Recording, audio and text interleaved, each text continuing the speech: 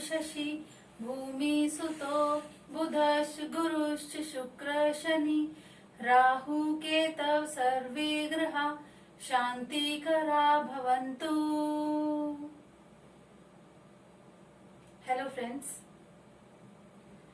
पूजा हम सभी लोग करते हैं और मैंने तो बहुत बार लोगों को ये कहते हुए सुना है कि मैं तो सुबह शाम पूजा करती हूँ लेकिन भगवान मेरी मनोकामना सुनते ही नहीं। तो आपने कभी ये गौर किया कि जो पूजा विधि आप अपना रखे हैं इतने समय से, जिस तरीके से आप पूजा करते हैं, क्या वो ठीक विधि है? क्या आप ठीक तरीके से पूजा पाठ करते हैं? कहीं ऐसा तो नहीं अनजाने में कुछ ऐसी गलतियां आपसे हो रही हो कि भगवान आप पे खुश होने की जगह आपसे रुष्ट हो रहे हो? तो ये जानना बहुत जरूरी है आपके लिए कि पूजा करने की सही विधि क्या है। तो डियर फ्रेंड्स, आज मैं आपको पूजा से जुड़ी हुई हर छोटी से छोटी बात बताऊंगी कि किस तरीके से आपको पूजा करनी चाहिए कि आपकी पूजा अर्चना भगवान तक पहुंचे। आप पूरी श्रद्धा से करते हैं पूजा, मैं मानती हूँ आप पूरी श्रद्धा से करते होंगे, लेकिन कुछ गलतियां भी हो जाती हैं आपसे अनजाने में, जो कि कई बार अक्षम्य हो। हमारा मंदिर हमारे घर में हमेशा पूर्व उत्तर की दिशा में होना चाहिए। मंदिर बेडरूम में बिल्कुल नहीं होना चाहिए। हाँ, बच्चों के रूम में हो सकता है क्योंकि बच्चे अपने रूम में पढ़ते भी हैं, बैठ के वहां सोते भी हैं। आप बच्चों के कमरे में मंदिर रख सकते हैं, मंदिर बना सकते हैं, लेकिन आपको ये देखना है कि उसकी दिशा पूर्व उत्तर ही हो, क्योंकि पूर्व उत्तर दिशा को ही देवकोण कहा गया है, जहां हमें पूरे तरीके से साफ सफाई का ध्यान रखना चाहिए, वहां पर एक तिनका भी ना गिरा हो। और अगर किसी ने अपने घर में पूर्व उत्तर दिशा में टॉयलेट बना दिया है तो इससे बड़ा पाप नहीं हो सकता। मेरी आप सबसे ये रिक्वेस्ट है कि आप प्लीज ये देखें अपने घर में, क्योंकि बहुत सारी प्रॉब्लम्स की ये जड़ है। अगर आपके घर में पूर्व उत्तर दिशा में जो मंदिर का स्थान है, देव कोण है, वहां पे बिल्कुल किसी तरीके की गंदगी नहीं होनी चाहिए। हमें अपने घर में कौन सी दिशा में क्या चीज रखनी चाहिए और क्या नहीं रखनी चाहिए, इस पर मैं एक अलग वीडियो बनाऊंगी। लेकिन अभी मैं आपको ये बता दूं कि जो देवकोण होता है वहां पे मंदिर होना चाहिए। हमें अपने मंदिर में एक देवता की एक ही प्रतिमा या मूर्ति रखनी चाहिए। ऐसा नहीं कि एक ही देवता की हमने कई मूर्तियां रखी हुई हैं। और हमारा जो मंदिर है उसमें कर्टेन, मंदिर के आगे पर्दा जरूर होना चाहिए कि जब आपने पूजा कर ली उसके 2 या 3 घंटे बाद आप अपने मंदिर का पर्दा लगा सकते हैं। हमें मंदिर में जिस टाइम मंदिर खुला हुआ है, जिस टाइम हमने दिया लगाया है, दिया वहां पे जलाया है, उस वक्त हमें मंदिर की तरफ दिया जलते हुए में पीठ करके कभी नहीं बैठना चाहिए, या मंदिर में, मंदिर वाले कक्ष में बैठ के भोजन नहीं करना चाहिए। हमें मंदिर की तरफ पैर पसार कर नहीं बैठना चाहिए। ये कुछ ऐसी चीजें हैं जिनका हमें हमेशा ध्यान रखना चाहिए। जब आप पूजा करते हैं, जब आप स्टार्ट करते हैं पूजा करने, तो आप ये ध्यान रखें कि एक तो बहुत अच्छा होगा कि अगर आपके पास पीतल का जो होता है दिया जिसमें जलाया जाता है, वो अगर पीतल का हो तो बहुत ही अच्छा है, और उसे साफ रखना बहुत जरूरी है। मैंने यहाँ तक कई बार देखा है, मैं तो खैर बता रही हूँ, टोक भी देती हूँ मैं तो कई बार, कि अगर जो आपके दिए में हमेशा नई बाती होनी चाहिए, उस दिए को आप अच्छे से साफ करें। हर बार जब भी आप दिया प्रयोग में ला रहे हैं, उस दिए को अच्छे से साफ करें। उसको पहले गीले कपड़े से या पानी से और फिर सूखे कपड़े से साफ करके फिर एक नई बाती के साथ आप दिया जलाएं। अगर आप कहीं पर मिट्टी का दिया लगाते हैं, कई बार हम बाहर जाते हैं या तुलसी पर या पीपल पे दिया लगाते हैं, मिट्टी का दिया लगाते हैं, एक मिट्टी का दिया जो होता है वो एक ही बार उसमें प्रयोग में लाया जाता है। एक मिट्टी के दिए में हम दोबारा कुछ भी डाल के, तेल डाल के उसे प्रयोग में नहीं ला सकते। ऐसा नहीं करना चाहिए। तो जब हम घर में पीतल का दिया जब जलाते हैं तो उसमें भी हमें उसे साफ करके अच्छे तरीके से उसमें नई बाती लगाकर जो है दिया लगाना चाहिए। अब देखिए, कहा तो ये जाता है कि देसी घी का प्रयोग करना चाहिए दिया लगाने में, और लेकिन हम लोग क्या करते हैं, मार्केट से जो देसी घी मिलता है उसी में से हम वो देसी घी यूज कर लेते हैं।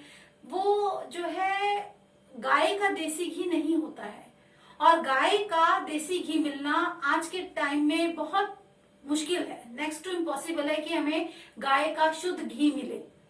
लेकिन अगर किसी के घर में है ऐसा, घर में गाय का शुद्ध घी अगर मिल जाए तो बहुत अच्छी बात है, आप उस घी का यूज कर सकते हैं। लेकिन अगर आप मार्केट से लेके आ रहे हैं जिसको आप यूज कर रहे हैं मंदिर में, तो मेरी आपको सजेशन है, तो उससे बहुत बेटर है तिल का तेल।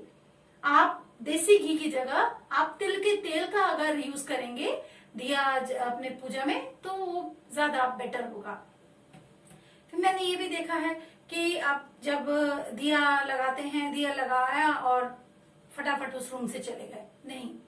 दिया जब आपने मंदिर में लगाया है तो कम से कम 10 मिनट या 15 मिनट आप दिए के सामने बैठें, आप उसकी जलती हुई लौ को देखें, महसूस करें, भगवान को याद करें, भगवान की प्रतिमाओं को देखें, मन ही मन आराधना करें, कुछ मंत्र याद करें, कुछ मंत्र बोलें, तो ये बहुत ही लाभकारी। हमें सबसे पहले गणेश भगवान की पूजा से, उनकी स्तुति से अपनी पूजा को आरंभ करना चाहिए। मंदिर में बासी फूल नहीं होने चाहिए।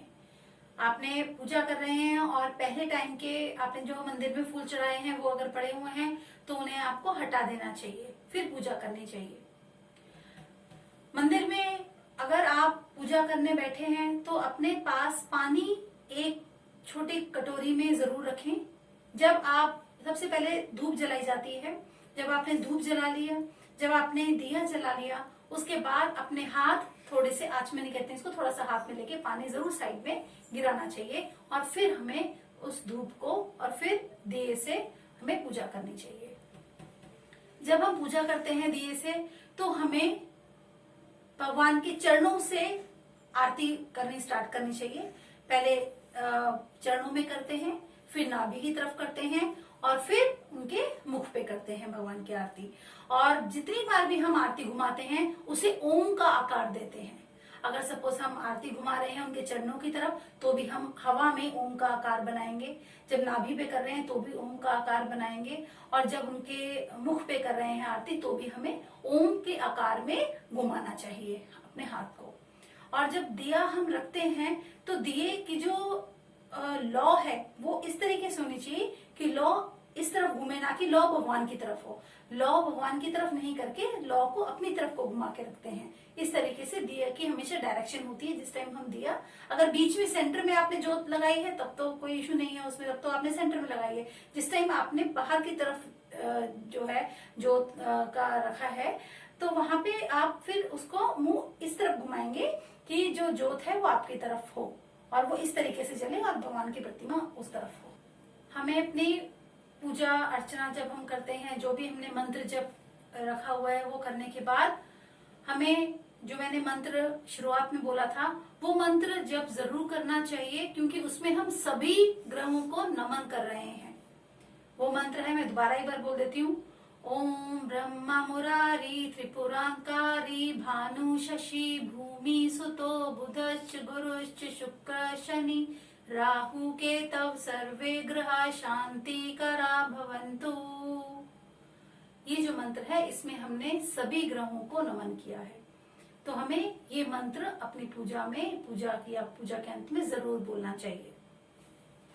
अब अगर हम माला फेरते हैं, क्योंकि कई लोग जो है, बहुत अच्छी बात है कि माला रखी होती है कि हमें इस मंत्र की जो है 108 बार इस मंत्र को जपना है, वो एक माला जपते हैं, सुबह भी जपते हैं, शाम को भी जपते हैं, दोपहर में भी जपते हैं कई लोग।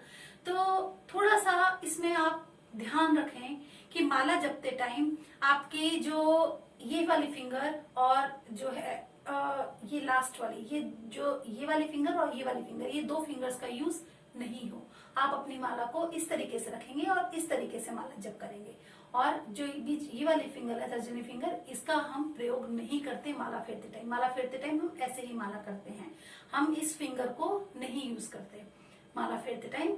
ये जो है इस फिंगर के ऊपर या फिंगर्स के ऊपर मैं कभी और चर्चा करूंगी कि इस फिंगर का एक बहुत ही गहरा रोल होता है, जिस इसके अंदर बहुत ज्यादा शक्ति होती है, बहुत ज्यादा ऊर्जा होती है। तो इसको हम पूजा अर्चना में जब हम कभी आहुति भी देते हैं हवन में, उसमें भी हम इस तरीके से आहुति देते हैं और हम इस फिंगर को अलग ही रखते हैं। तो जब आप माला फेर रहे हैं तो भी इस फिंगर को आप अलग ही रखेंगे और इस तरीके से माला को फेरा जाता है। अगर आप मॉर्निंग के टाइम, सुबह के टाइम माला फेरते हैं तो उस टाइम जो आपकी माला है वो आपके नाभि के पास तक उसकी हाइट होनी चाहिए। और जब आप दोपहर में जो है करते हैं, जब माला जब करते हैं तो माला की जो ऊंचाई है आप रखेंगे हाथ में, उसे अपने हृदय के सामने तक रखेंगे, यानी कि यहाँ तक रखेंगे। लेकिन अगर आप इवनिंग के टाइम माला फेरते हैं तो जो माला है वो आपके नासिका, जो नाक के बराबर तक आप ऊपर उसको रखेंगे माला फेरते टाइम। तो 3 सिचुएशंस होती हैं अलग अलग टाइम पे, सुबह के टाइम पे, दोपहर के टाइम पे, रात के टाइम पे, सॉरी शाम के टाइम पे। जो माला फेरने के लिए जो माला को पकड़ने का तरीका है वो अलग अलग टाइम पे अलग अलग है। और एक और बात इन्फॉर्मेशन में शेयर कर लूं आपसे कि कई बार हमने, अगर जैसे मैंने बोला कि जिस टाइम दिया लगाते हैं उस टाइम हमें घर में ही रहना चाहिए। हमें ये नहीं कि दिया लगा के उसी वक्त चले गए या घर से बाहर चले गए। जब तक दिया मंदिर में है, जब तक वो शांत नहीं हुआ है, तब तक आप अपने घर को छोड़कर बाहर ना जाएं। और अगर कई बार अगर इमरजेंसी में आपको जाना पड़ रहा है और घर में कोई सदस्य नहीं है और घर में दिया जल रहा है, तो ऐसे में मैं आपको सलाह दूंगी, अगर आपको जाना पड़ रहा है, इतनी वैसे तो कोशिश करें कि नहीं जाएं, लेकिन अगर जाना पड़ रहा है तो आप दिए को बाहर तुलसी के आगे रखकर जा सकते हैं। ये उसका सॉल्यूशन है कि अगर आपको जाना है तो दिया मंदिर में ना छोड़ के आप दिए को हाथ जोड़ के मंदिर में दिए को उठा के तुलसी के पास दिए को रखकर आप जा सकते हैं। अगर आपको मेरी वीडियो अच्छी लगी है, पसंद आई, तो आप इसको लाइक, शेयर एंड सब्सक्राइब जरूर करें। Thank you.